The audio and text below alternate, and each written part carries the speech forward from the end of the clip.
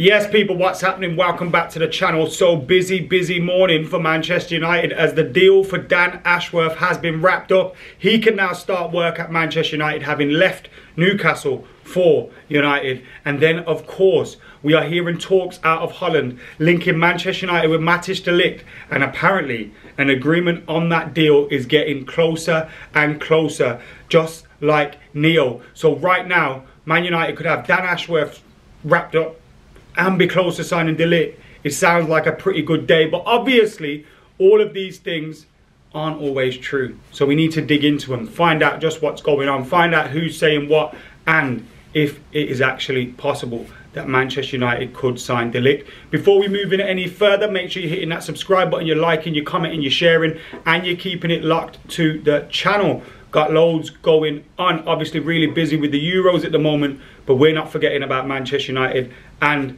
the summer and everything that entails. Of course, we've got pre-season tour very soon as well, and I go out, it's July now, I go out to America in about 2 or 3 weeks, which I cannot wait for. Hopefully be meeting loads of you guys over there as well, as we'll be doing fan events and meetups and that kind of thing. But let's get stuck into David Ornstein's bomb this morning that Manchester United had agreed a deal with Newcastle to appoint Dan Ashworth as new sporting director. We heard Newcastle were hankering and trying to get 20 million from him for the sporting director. Manchester United weren't happy with that. You heard of some real lowball figures going in from United, and it's seemingly that deal is done and Dan Ashworth can come off gardening leave. Although I've said this before and I'll say it again, did these lot really think that he wouldn't have been working for Manchester United?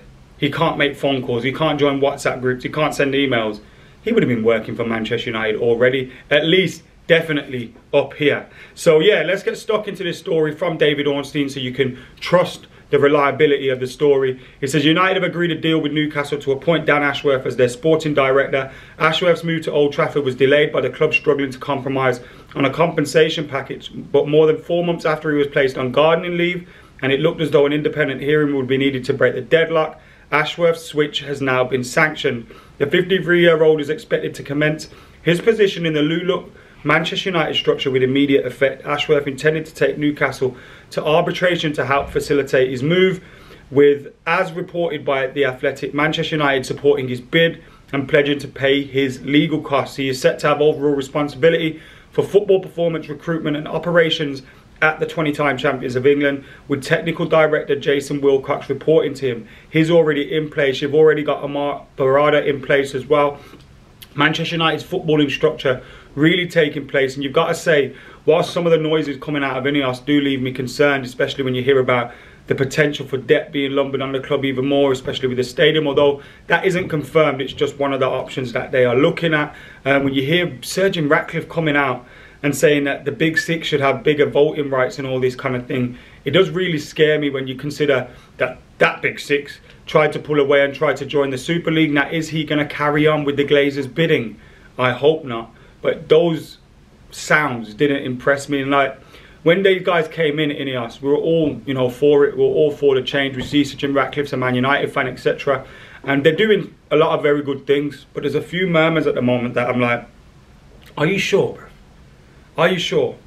But anyway, Ashworth will himself report into Sir Dave Brailsford, who Ratcliffe has tasked with undertaking a review of the United's football operations. John Murtaugh stepped down in April after decade service, paving the way for Ashworth's appointment. He'll become the latest high-profile appointment under Ratcliffe.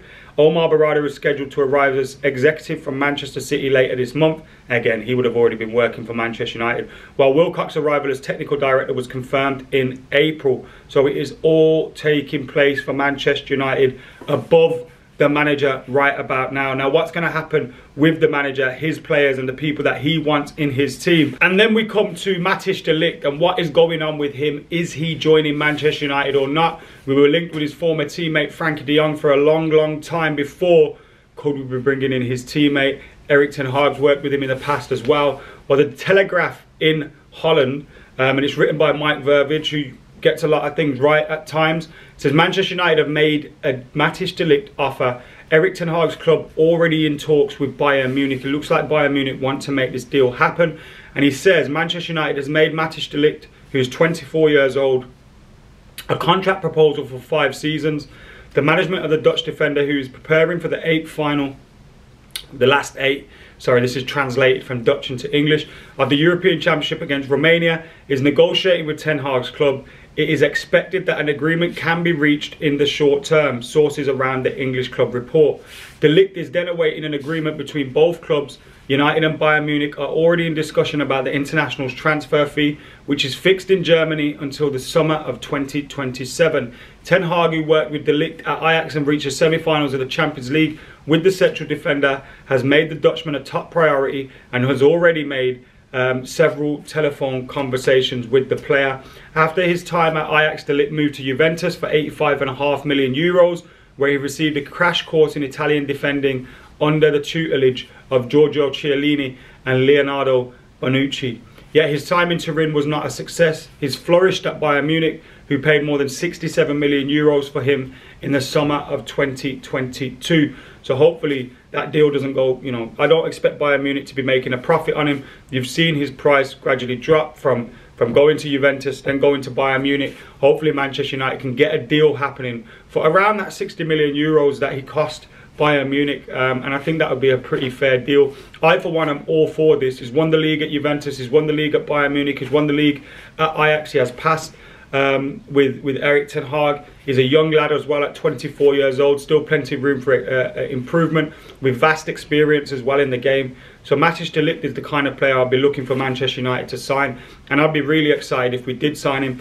You then look at Lisandro Martinez, Matthijs de Ligt, the potential centre-back partners, which I think could be incredible. You've also got the potential for more centre-backs to be coming in. If Manchester United let Harry Maguire go, let Victor Lindelof go, we're going to need to bring in a couple. Also, last season, whilst I love the lad, Willy Kambwala, last season was probably a bit too early for him, so you want to take your time with him.